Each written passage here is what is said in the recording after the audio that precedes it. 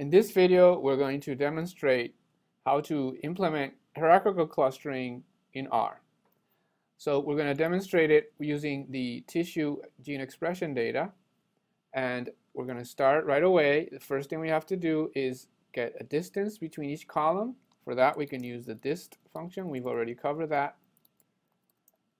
And because I want it on the columns of the expression matrix, I have to transpose that matrix, because by default distance computes distance between rows. So now I have the distance. And the next step is to apply hierarchical clustering using these distances. For that, I have a function in base, so you don't have to load any new package, called hclust, and that it's that simple. Now we have applied hierarchical clustering to these samples through the distance matrix D.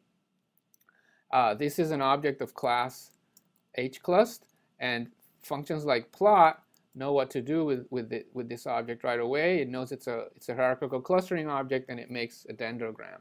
Now right now that dendrogram isn't very informative for a couple of reasons. One is that instead of tissue names, we're showing the column names, which are very hard to interpret. Second, the font is too big and they're writing on top of each other.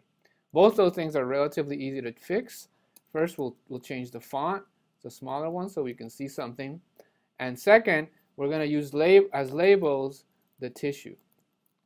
Now remember, this vector tissue is in the correct order, so they match. The entries of tissue match the columns of the original E matrix.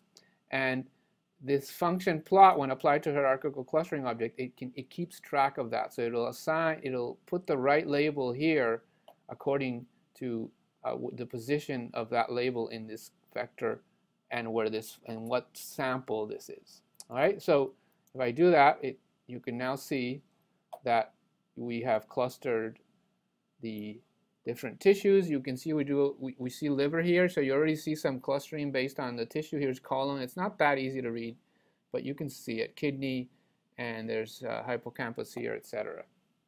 All right, so that's how easy it is.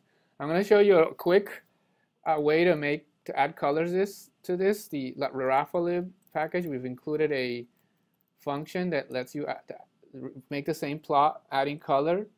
It's called the what is it called? It has a hard to pronounce name. It's the myplclust.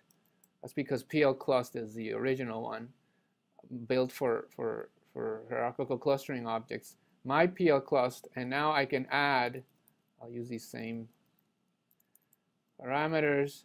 Now I can add color to the labels using the lab.color.col. And now I have to give a number so that each tissue has its own number, thus color. So there's a function also in Raphalib that turns characters into factors and then into numbers, and we've named that as fumeric. So if you send tissue to that, it'll turn each tissue into a different number. All right, so now I should be ready to put the label there. Should be ready to run this, and we should see colors now. Whoop, I have to load the package. All right, so there they are.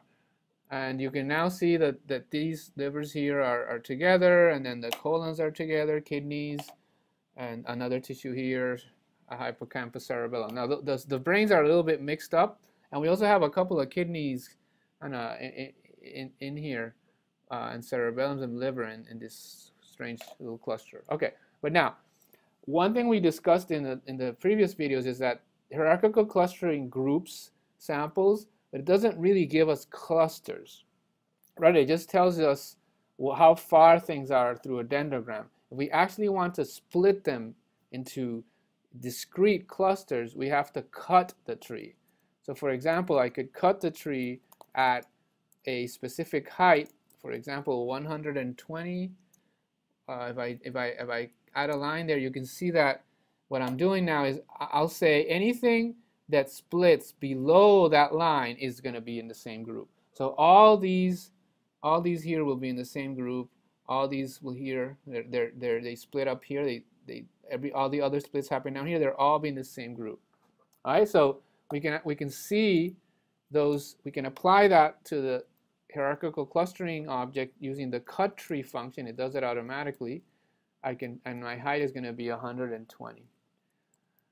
This function, by the way, you can also send it the number of clusters you want, and it figures out the height for you.